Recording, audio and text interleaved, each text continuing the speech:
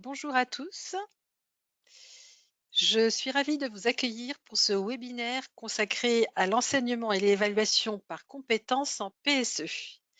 Je me présente, je suis Séverine Martineau, directrice éditoriale chez Nathan Technique et je serai accompagnée pour ce webinaire par Jérôme Boutin, qui est professeur de biotechnologie, santé et prévention et enseignant de PSE au lycée Modeste Leroy à Évreux. Bonjour à tous. Jérôme est aussi formateur. Nous allons laisser le temps aux différents participants d'arriver, de se connecter. Et je vous donnerai quelques indications pratiques avant de laisser la parole à Jérôme.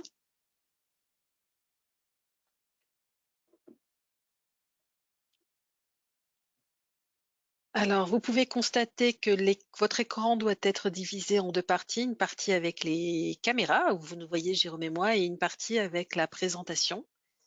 Vous pouvez à loisir changer la taille de chaque partie de l'écran grâce à la barre intermédiaire grise. Vos caméras et micros sont coupés, mais vous pouvez poser des questions à tout moment par l'intermédiaire du chat. Vous avez un encart sur la droite généralement de votre écran. Je vous rappelle que ce webinaire est enregistré. Vous recevrez dès demain par mail l'enregistrement que vous pouvez aussi consulter sur la chaîne YouTube de Nathan Technique. Vous pouvez aussi évidemment partager cet enregistrement quand vous l'aurez.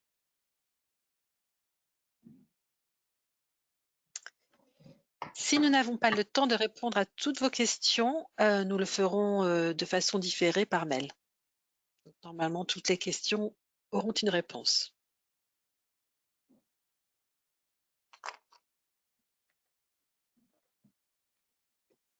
Très bien. Mais écoutez, je pense que je vais laisser la parole à Jérôme. Et eh bien, Jérôme, nous allons commencer très simplement par, pouvez-vous nous expliquer quelles sont les compétences à développer en PSE?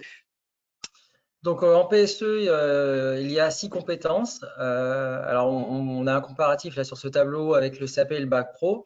Elles sont quasiment toutes les 6 les mêmes. On a traité l'information, appliquer une méthode d'analyse dans une situation donnée, mettre en relation un phénomène physiologique, un enjeu environnemental, une disposition réglementaire avec une mesure de prévention. Alors c'est ici où on a une différence avec le CAP et le Bac Pro. Sur le CAP, on est sur une mise en relation, alors que sur le Bac Pro, on est sur expliquer, plus dans l'explication, le développement, une réponse plus développée. La C4, proposer une solution pour résoudre un problème lié à la santé, l'environnement ou la consommation. La C5, argumenter un choix. Et enfin, la C6, tout ce qui est communiqué à l'écrit et à l'oral avec une syntaxe claire et un vocabulaire adapté, compétences que l'on retrouve dans de nombreuses disciplines. Merci. Alors, est-ce que, Jérôme, je rappelle que vous êtes un auteur et un professeur expérimenté. Pouvez-vous nous expliquer l'intérêt de la mise en place de ces compétences en PSE?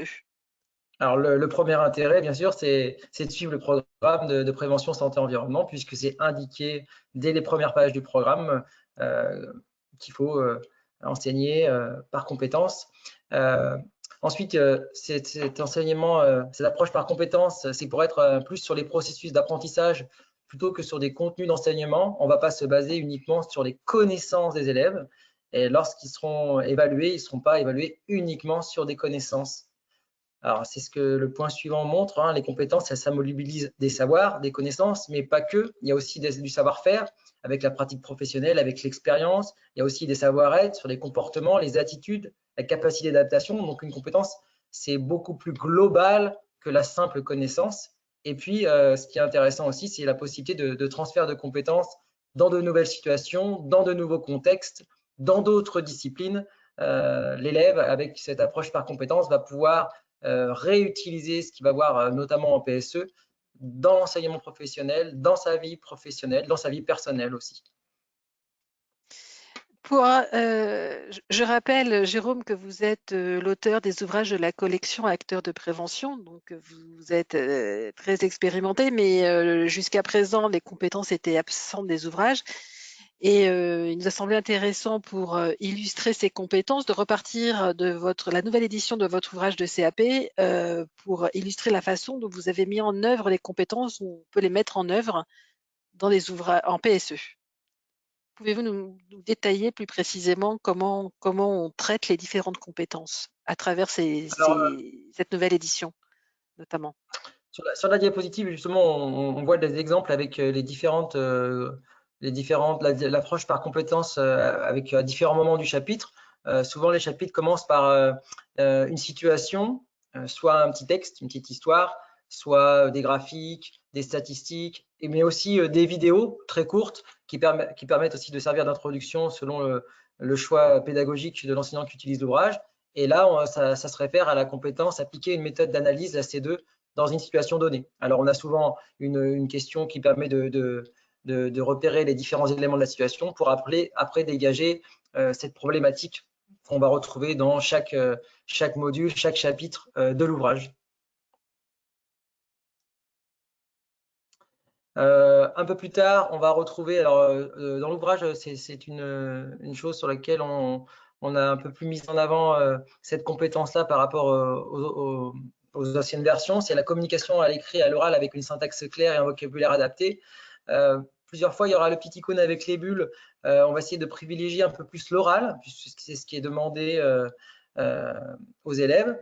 Et puis le travail de groupe, alors là on a le petit émoticône avec les petits personnages où on va pouvoir voir la communication à l'oral, par exemple s'il y a un rapporteur sur un travail de groupe vis-à-vis de l'enseignant ou tout simplement sur la communication à l'oral des élèves entre eux avec l'enseignant qui peut circuler dans les différents groupes par rapport à différentes activités. Alors souvent dans l'ouvrage, ce sont des études de cas qui permettent d'être un moment de réflexion entre les élèves pour voir leurs avis sur ces différents cas, échanger et puis éventuellement rapporter au reste de la classe.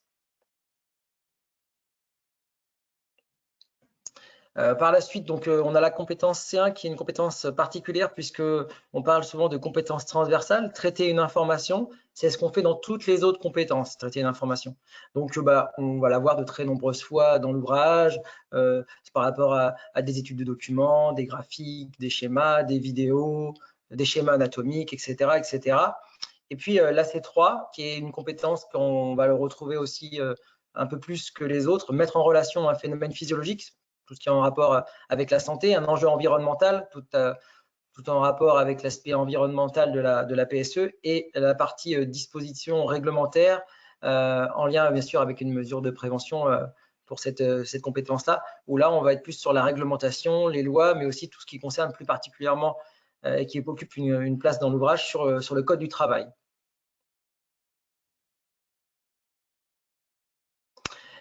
Argumenter un choix qui est une compétence un petit peu à part puisque c'est pas argumenter mais argumenter un choix. Donc de nombreuses fois dans l'ouvrage, on va essayer de proposer, comme on le voit sur la question 4 ici, à l'élève de choisir, de faire un choix, choisir un exemple et d'expliquer ce choix.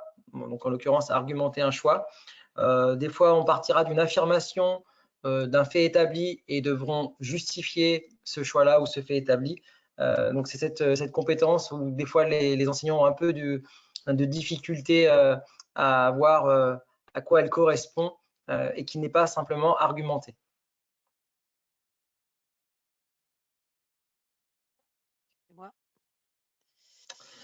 Dans chaque chapitre, dans chaque module, en l'occurrence dans chaque chapitre, il y aura une proposition de solution. Donc là encore, on repart aussi sur l'oral, on aura deux compétences, mais plus particulièrement la C4, une proposition de solution pour résoudre un problème. Donc on va en avoir dans tous les chapitres. Donc on aura ça systématiquement à chaque fin de chapitre, mais on va le retrouver aussi à l'intérieur des activités lorsque cela s'y prête, avec des propositions de mesures de prévention individuelles ou collectives pour les différents cas qui seront traités dans les différents modules. Ensuite, une part importante de l'ouvrage, c'est la nouveauté pour moi la plus importante pour ceux qui vont découvrir ou redécouvrir l'ouvrage, c'est l'évaluation par compétence pour chaque module. Chaque module de PSE en CAP, il y a à chaque fois une proposition d'évaluation de toutes les compétences sur ce module-là. Donc en fait, la disposition est la suivante, il y a un petit encart en début d'évaluation où les compétences, ici 5, sont proposées. Donc vous remarquerez qu'il n'y a pas la C1 puisque c'est une compétence qui est transversale qu'on va retrouver dans toutes les autres, et que la dernière, communiquer à l'écrit, il n'y a plus le communiquer à l'oral puisqu'il s'agit d'une évaluation, et cette communication à l'oral se fera à d'autres temps forts de l'année. Plusieurs questions, et donc les questions se réfèrent à différentes compétences. Ensuite, les niveaux de maîtrise. Donc on a maîtrisé, acceptable, insuffisant et non traité ou hors sujet. D'accord. On peut transformer cette échelle de niveau de maîtrise en notes ou pas. Liberté à l'enseignant de le faire. Liberté à l'enseignant de donner le nombre de points qu'il veut sur ces différentes compétences. Hein, c'est un choix voulu. Et ainsi, l'élève aura une note ou une note et des compétences ou que des compétences. L'enseignant peut s'adapter. Mais ce qui est sûr, c'est que dans chaque évaluation, toutes les compétences auront été visées pour chaque module. Très bien, merci pour cette présentation qui permet de faire le tour des compétences. Alors, je vais arrêter le partage. Je vais lancer un petit peu la conversation par une première question. Est-ce qu'il faut traiter de toutes les compétences à chaque cours, hein, pour bien mettre en place les compétences, Jérôme? Alors, c'est difficile quand même de traiter toutes les compétences à chaque cours. Il est des fois plus pertinent de cibler une ou deux compétences, notamment lorsqu'on n'est pas très à l'aise avec ce système par compétences. Maintenant, au bout d'un moment, on arrive à cibler toutes ces compétences et on arrive à les voir sur chaque cours. Après, il faut que le cours s'y prête. Si on n'a pas pu aller jusqu'aux mesures de prévention, ben, on n'a pas pu aller jusqu'à cette compétence-là. Tout dépend du temps qu'on va allouer à chaque module et à chaque chapitre. Tout dépend de la progression de l'enseignant. Mais ce n'est pas systématique. D'accord. Et est-ce que les objectifs ciblés du programme correspondent à certaines compétences? Oui, bien sûr. Mais encore une fois, le programme a été fait pour donner la liberté pédagogique aux enseignants, et il n'apparaît pas clairement dans cette colonne de gauche avec les objectifs ciblés dans le programme, la compétence qui lui correspond. Mais oui, bien sûr.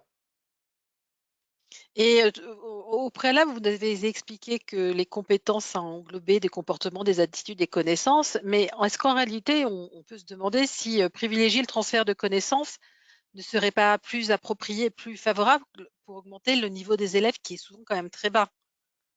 Alors non, justement. Les élèves qui arrivent en CAP sont souvent des élèves qui ont eu un parcours en collège chaotique ou compliqué ou difficile selon leurs différents parcours, selon leurs différentes difficultés d'apprentissage. Et justement, l'approche par compétences permet de ne pas se cibler uniquement sur des connaissances.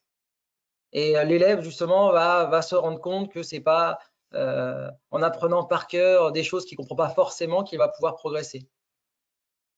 Mais comment l'élève réagit-il par rapport à la mise en place de ces compétences? Est-ce qu'il en a dans d'autres disciplines? Que connaît-il des compétences qu'il doit maîtriser? Enfin, quel est le rapport un petit peu des élèves par rapport à ce nouveau système? Alors, normalement, il devrait y en avoir dans toutes les disciplines. Après, il faut que les enseignants l'appliquent. Au début, l'élève est un peu déstabilisé puisqu'il se demande à quoi ça correspond, mais très rapidement, si le système mis en place par l'enseignant lui a permis de montrer aux élèves dès le départ quelles sont les compétences. Elles sont rappelées lors des évaluations ou lors des chapitres. Et puis l'élève voit une progression dans certaines compétences et voit de la même manière des difficultés dans d'autres compétences. Il sait là où il doit plus travailler.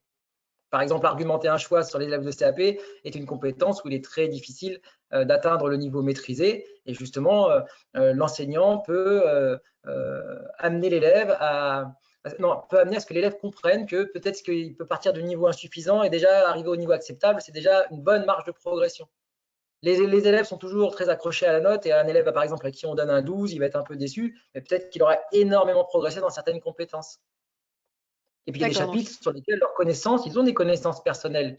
Il y a des chapitres sur lesquels ils ont des connaissances déjà établies, et du coup, bah, on ne leur apporte pas grand-chose, alors que par rapport à l'approche par compétences, on va toujours les amener à un autre point.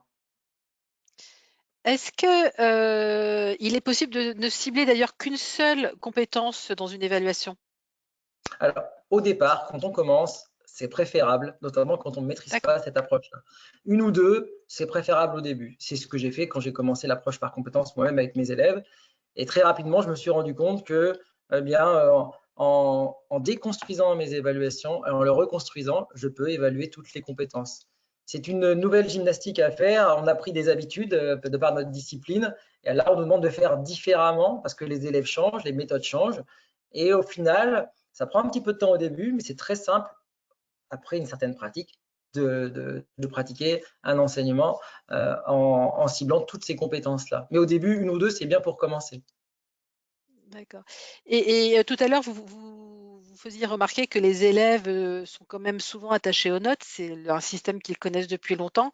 Est-ce qu'il est possible de transformer toutes les évaluations par compétences en notes? Qu'est-ce que Alors, vous préconisez? bien sûr, Comment est-ce qu'il faut, que ce soit au CAP ou au bac pro, on va le voir encore cette année avec les examens, les élèves sont notés par compétences et ensuite ça dégage un profil et de ce profil-là, c'est transformé en notes. Donc c'est de la même manière que c'est fait en CAP ou en bac pro en PSE, on peut donner une note. Moi, j'ai choisi l'option de donner une note car j'ai des élèves qui sont très attachés aux notes, hein, c'est comme ça, c'est pas moi qui leur ai dit d'être attachés aux notes, donc je garde la note, mais quand je leur redonne la copie, ils ont le petit encart que vous avez vu avec toutes les compétences et ils savent leur niveau maîtrisé, acceptable, insuffisant, non traité ou hors sujet pour chaque compétence et et pour pour chaque revenir à évaluation. cette grille avec ces différents niveaux de maîtrise, est-ce que finalement, évaluer de cette façon, laisse pas plus de part à la subjectivité de l'enseignant qu'une évaluation par note avec un barème précis? Tout Est-ce à fait. que D'ailleurs, c'est précisé dans les textes, notamment pour l'évaluation finale. Lorsqu'on évalue par compétence, il y a toujours un petit caractère subjectif. Je vous donne un exemple. Sur la C3, mettre en relation un enjeu par rapport à la santé et l'environnement ou des dispositions réglementaires. Il peut y avoir par exemple 3-4 questions. Sur 2 questions, l'élève peut très bien avoir maîtrisé et puis sur la troisième, il peut avoir insuffisant et donc là, l'enseignant, il va devoir trancher. Il va devoir trancher et cibler une croix par rapport à ces 3 questions-là et figer une note s'il a transféré cette compétence, par exemple, sur 4 points. Il va se dire, je vais lui mettre 3, je vais lui mettre 4. Et il est là le caractère subjectif. Le caractère subjectif, c'est de dégager le profil d'un candidat. Alors, il est moins subjectif quand on a les élèves en classe, puisque les élèves, on les connaît. C'est encore plus subjectif quand c'est une évaluation finale en fin d'année où on a une copie qui est anonyme. Et là, on ne connaît rien de l'élève. est-ce que cette évaluation, par compétences aurait pas tendance à faire baisser les notes d'ailleurs quand elles sont transformées en notes? Alors, de ma propre expérience, donc ça se met juste en place, donc elle est encore légère par rapport à ce système-là, ça baisse un peu les notes des très bons élèves. Les élèves qui avaient des notes vraiment excellentes baissent un petit peu. Ça remonte les notes de ceux qui étaient extrêmement bas et on a beaucoup plus d'élèves qui ont des notes entre 12 et 16 par rapport au système qu'on avait avant. Et comment vous expliquez-vous ce changement, le fait que les très bons soient un petit peu voient leurs notes un peu minorées et les moins bons, au contraire, un peu majorées? Eh bien, on Est-ce peut que vous prendre avez, l'exemple de la… Oui, pardon. non, non, est-ce que On vous peut prendre avez l'exemple… j'ai bien entendu que c'était comme c'est récent, vous n'avez peut-être pas beaucoup de recul, mais est-ce que vous avez un petit peu quand même une idée déjà de ce qui explique cette Oui, bien sûr. évolution? Bien sûr. En fait, lorsqu'on dégage le profil, si je prends par exemple l'exemple de la compétence communiquer à l'écrit avec une syntaxe claire, nos élèves de CAP, c'est pas la compétence où ils excellent. Et donc, imaginons une copie qui est très très bonne. Avant, on ne le notait pas, ça n'apparaissait nulle part, il n'y avait pas de point attribué à ça. Maintenant, ça apparaît, donc forcément, la note de l'élève, mécaniquement, va baisser par rapport à ça. Maintenant, il va falloir prendre un peu de hauteur sur cette compétence-là par rapport aux élèves qu'on va avoir, les élèves de CAP. Et différencier par exemple un élève de CAP d'un élève de bac pro. Et d'ailleurs, ça m'amène tout à l'heure, vous signaler que dans les évaluations que vous avez proposées dans votre ouvrage de CAP, vous n'évaluez évidemment pas la compétence, communiquée à l'oral, hein, puisqu'on est sur de l'écrit. Comment cette compétence peut-elle s'évaluer concrètement? Alors, celle-là, elle n'est pas dans l'ouvrage, c'est volontaire aussi parce que ça dépend de chaque enseignant. En fait, pour pouvoir évaluer à l'oral, il faudrait se faire chacun une grille critériée, comme on peut en trouver aux différents oraux du bac, ou par exemple lors du brevet, lorsqu'il y a des oraux, on on prend les critères principaux, ça peut être par exemple une bonne élocution, ça peut être le fait de ne pas buter sur les mots, ça peut être le fait de ne pas lire, ça peut être d'avoir un discours fluide, etc., etc. On note les critères, on donne les critères aux élèves et lorsqu'on les évalue, on leur dit, ben voilà, tu as maîtrisé, acceptable ou insuffisant parce que ce critère-là n'est pas bon. Toujours dans l'objectif de faire progresser les élèves sur ces compétences-là. Comment est-ce que on renseigne des bulletins, avec ces critères, comment on Alors, gère tout cet moi, aspect-là? pour ma part, là, le logiciel que j'utilise, c'est le logiciel de Pronote, qui est le logiciel de mon établissement. Alors, je sais qu'il peut y avoir d'autres logiciels utilisés. Normalement, le chef d'établissement doit remplir par discipline les compétences de la discipline. Et lorsque j'évalue, j'ai un icône qui me permet de mettre une note, mais de mettre aussi les compétences et la déclinaison des compétences. Donc ça, c'est à vous de vous rapprocher de vos chefs d'établissement afin qu'ils complètent dans votre discipline les compétences qui sont associées. D'ailleurs, lorsque il faudra remplir le livret scolaire du lycéen, ce sont les mêmes compétences, donc ça apparaît déjà sur les logiciels. Il y a juste un transfert à faire. Donc on fait confiance au chef d'établissement pour s'occuper du Voilà, transfert. c'est ça. Un bon dialogue. D'accord. Je vais un petit peu aussi laisser la place aux participants qui ont peut-être des questions à poser pour le moment. Alors une première question, est-ce qu'il est plus long de corriger une évaluation par compétence qu'une évaluation avec un barème pour obtenir une note? Au début, oui. Et je dis bien au début. C'est-à-dire qu'encore une fois, de la même manière qu'il était plus long de préparer une évaluation par compétence par rapport à une ancienne évaluation, puisqu'on déconstruit son travail pour le reconstruire, on n'a pas l'habitude de mettre des croix et de dégager un profil. Donc au début, on perd un petit peu de temps. Et puis au bout d'un certain nombre de copies, on a quasiment le même temps à faire. Là, dernièrement, il y a quelques mois, j'ai corrigé mes bacs blancs. J'ai eu 130 copies. J'ai perdu du temps sur les 25-30 premières. Et après, sur le reste, j'ai fait le temps que je fais d'habitude pour corriger une copie. Alors attendez, j'ai une question que j'ai du mal à voir. Euh, Est-ce que le temps par module est indiqué? Alors, le temps par module n'est pas indiqué. Alors, il n'est pas indiqué parce que, encore une fois, selon la nature de chaque enseignant, on va mettre plus de temps ou plus de cœur, par exemple, à faire un cours sur l'alimentation, sur les énergies renouvelables ou sur le bruit.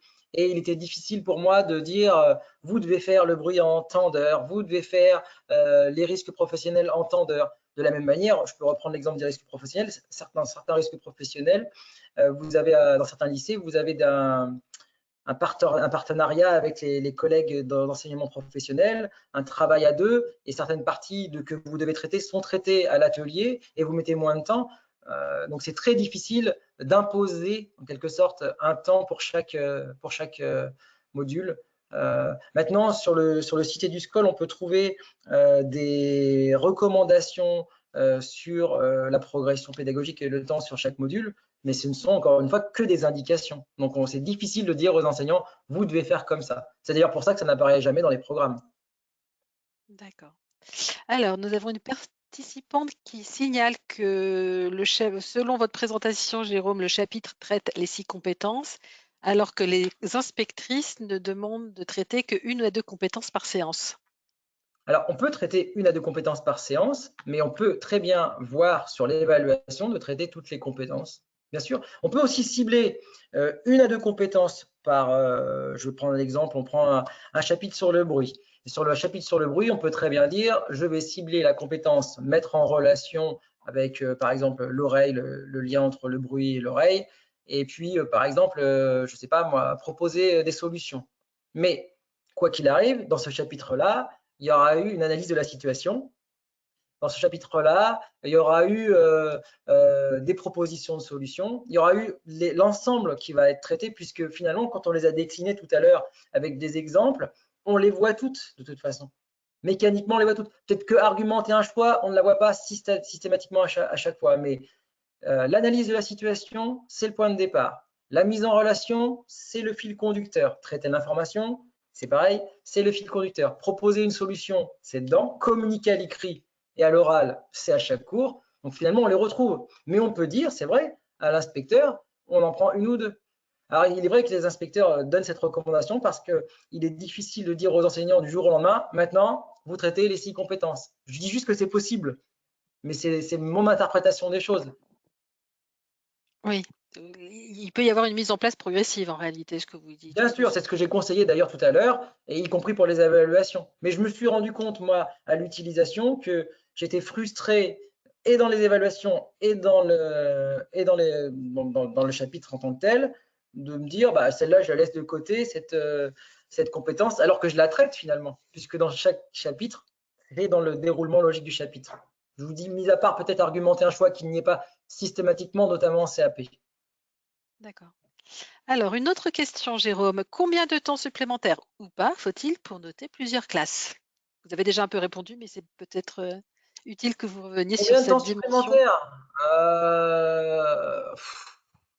Je dirais bien, je me rappelle, ouais, je dirais bien 2-3 minutes de plus par copie, hein, facile. Ouais. Après, tout D'accord. dépend si c'est une copie de CAP, de bac pro, si c'est une petite évaluation sommative de fin de cours ou une évaluation formative rapide. Tout dépend du contenu et de la longueur de la copie. Et rassurez-nous, au bout d'un certain temps, on rattrape ce temps, non? C'est ce que si j'ai bien Oui. compris, c'est qu'au De toute début, façon, ça c'est ce prend que je plus dis de toujours, temps, mais même quand je suis en formation, c'est ce que je dis. Au début, on a toujours l'impression de perdre du temps, mais au final, le temps qu'on a perdu à concevoir nos cours, nos évaluations, c'est du temps de gagner pour plus tard. Parce qu'on acquiert, nous aussi, on monte en compétences en fait. On acquiert des mécaniques qui fait que on va plus vite et on arrive tout de suite à cibler dès le départ. Mais au début, c'est long. Au début, c'est un peu compliqué, mais après, on gagne énormément et en vitesse de travail et en compétences. d'accord. Encore une question. Vous avez mis 4 niveaux par compétence, mais sur le livret scolaire, on en compte 5, de 1 à 4 plus NE, non évalué. Alors, les niveaux qui sont précisés dans l'ouvrage, c'est les mêmes niveaux qui sont précisés à la fin du CAP pour les candidats libres et pour les bacs pro. C'est exactement ce qui va être fait là dans les semaines qui viennent par tous les correcteurs de PSE avec ces Mais 4 alors niveaux-là. comment expliquer ce décalage avec, les niveaux du livret scolaire? Alors moi, dans mon livret Comment on fait scolaire, non, passer j'ai bien les 4 niveaux et le non traité hors sujet. Ça ne me dit rien. d'accord, bon, on vérifiera. Est-ce qu'il y a je vérifie, mais je pense avoir traité toutes les questions. Je vais laisser le temps à chaque participant de réfléchir, s'il y a des choses, je pense que vous avez déjà abordé beaucoup de sujets, Jérôme, Je parle vite. vous parlez vite et puis on sent que vous avez bien réfléchi à la question, Mais depuis un au-delà de certain réfléchir, c'est ce que je peux donner comme conseil. Au-delà de réfléchir, c'est surtout l'usage qui va permettre justement cette réflexion-là, le fait de l'utiliser avec les élèves, de se tromper des fois même. Là, encore cette année, il y a plein d'évaluations que j'ai construites avec les élèves et je me suis dit, bah non, l'année prochaine, je vais changer, je vais faire différemment, etc. Parce qu'on a tendance à faire d'énormes évaluations en essayant de coller un petit peu des connaissances, comme on l'a dit tout à l'heure, alors que finalement, si on cible juste les compétences, on va même avoir des évaluations plus courtes, mais plus ciblées et qui vont directement droit au but. C'est ce que vous avez proposé dans votre ouvrage, hein. Je rappelle qu'il y a, C'est 21 ça, modules et une évaluation, par compétence par module, donc c'est ça. c'est autant de C'est ça. supports, sur lesquels les enseignants peuvent se baser pour faire des propositions et bâtir Le, eux-mêmes, le- des évaluations par compétences. voilà, le but de l'ouvrage, c'est de faciliter aux enseignants l'approche par compétences, parce que là où les enseignants vont perdre le plus de temps par rapport au programme, c'est pour concevoir ces évaluations. Au début, ça demande énormément de temps. Et donc, l'objectif du manuel, c'est de faciliter la vie aux utilisateurs. Alors, soit vous pouvez préparer vos évaluations, mais par exemple, si un élève a un peu de difficulté, vous en avez une de secours derrière. Ou même si vous avez beaucoup de classes comme moi, ça vous permet de jongler entre les classes et d'avoir plusieurs évaluations. Oui, c'est un petit peu de ressources pour, essayer de faciliter, votre vie d'enseignant et on sait qu'en PSE, vous êtes souvent amené à avoir des classes nombreuses et de très nombreuses classes. Je relance un petit peu, je ne vois pas apparaître de nouvelles questions. J'espère que je n'ai pas mon chat qui est bloqué. Donc finalement, d'après vous, Jérôme, cette mise en place des compétences est positive pour les élèves, même si c'est un peu compliqué Oui, pour les enseignants? Vous oui, porteriez c'est un quel peu compliqué regard? pour les enseignants, mais je pense que ce nouveau système va notamment bénéficier aux élèves les plus fragiles, quelles que soient les raisons de leur fragilité. Peut-être un système, enfin le système collège classique qui les a un peu mis en difficulté, peut-être des difficultés d'apprentissage, puisqu'il faut le savoir que dans nos classes, j'imagine que les collègues qui sont avec nous là aujourd'hui ont de plus en plus d'élèves qui ont des difficultés dans les apprentissages. Et donc, dans certaines compétences, pour l'avoir fait, notamment sur ces 2 dernières années, on arrive à faire monter au moins d'un niveau ces élèves-là sur une compétence, et c'est déjà très bien. Et c'est ça qu'il faut leur expliquer. Parce que souvent, nos élèves en difficulté, quand ils ont une mauvaise note de l'ancien système, c'est ça aussi qui a été difficile pour eux au collège, ils ont beaucoup travaillé et finalement, ils ne sont pas récompensés. Alors que si on oublie la note et qu'on dit, bah ouais, tu n'as peut-être eu pas de très très bons résultats, mais dans cette compétence-là, par rapport au début de l'année, regarde, tu as énormément progressé. Et c'est en ça que ce système-là peut être bénéfique pour l'élève. Très bien. Toujours pas de nouvelles questions? Non, je vois que c'est assez… ou des témoignages d'ailleurs, hein, si certains d'entre vous veulent faire part de leur expérience et de ce qu'ils ont déjà pu faire, je pense que ça peut être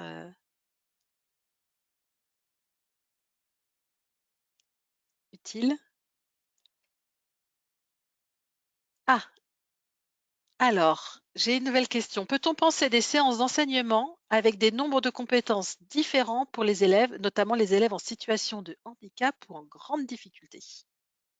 Ah oui, c'est une très bonne idée. D'ailleurs, on peut le faire en reprenant le système qu'on appelle la pédagogie différenciée. On peut très bien faire des groupes dans la classe et cibler des travaux de groupe. Par exemple, je n'aime pas dire des bons élèves, mais des élèves qui ont des difficultés sur tel apprentissage, des élèves qui ont des facilités sur tel apprentissage. On peut essayer de répertorier le travail sur un même module, de demander à un rapporteur de rapporter le travail, ou sous forme orale ou sous forme écrite, et visée par l'enseignant. Et justement, on peut cibler des compétences pour des groupes. C'est une très bonne idée. Très bien.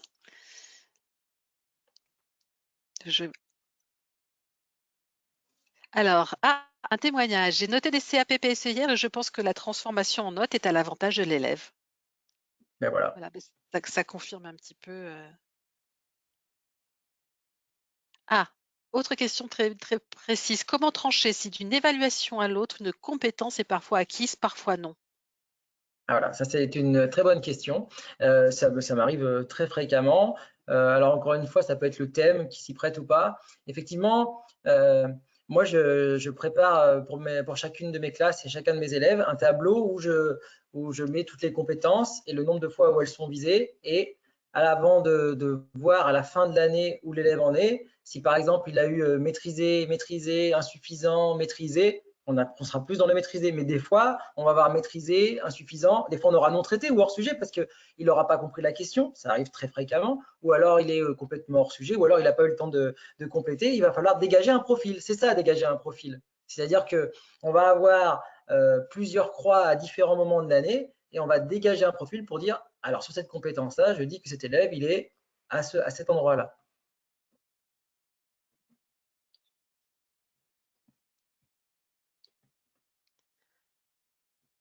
Alors, je laisse encore un petit peu de temps à chacun de bien réfléchir si vous avez encore des remarques, des témoignages, de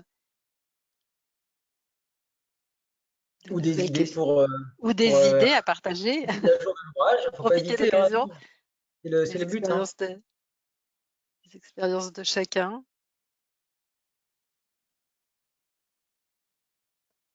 Alors, on a un témoignage. Pour ma part, je réalise un tableau de bord mettant en avant les compétences et je positionne l'élève. En fin de semestre, nous faisons un point sur les compétences communes.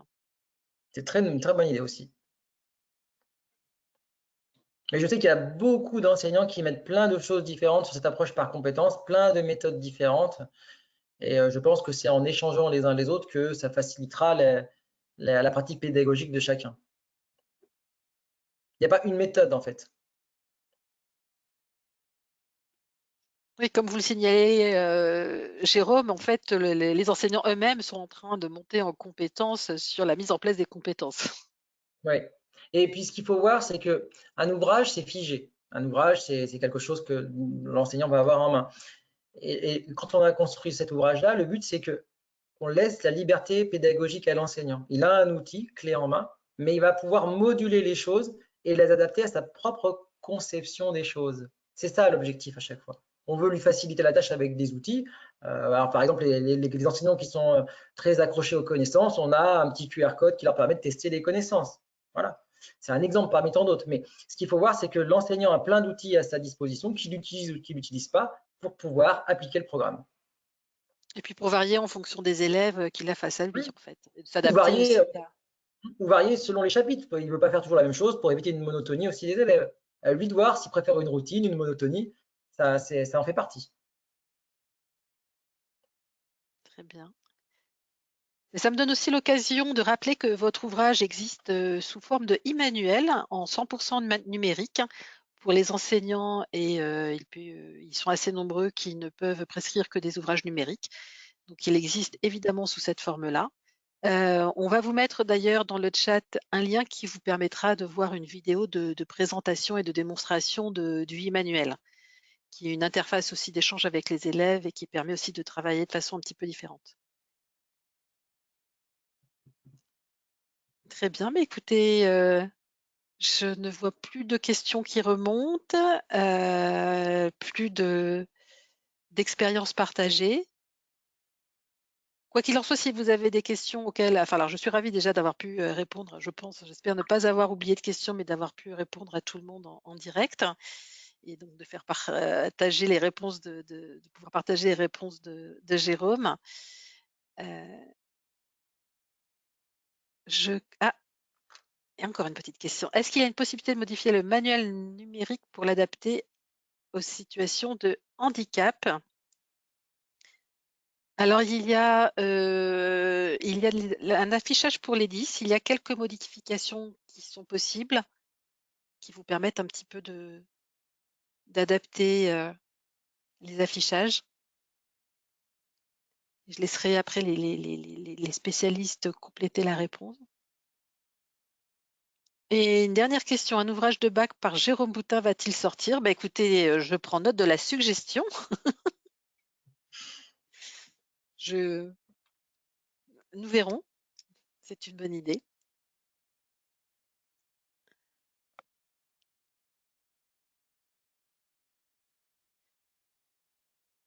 Très bien, bah, écoutez, je voudrais pas frustrer des personnes qui seraient encore en train d'écrire.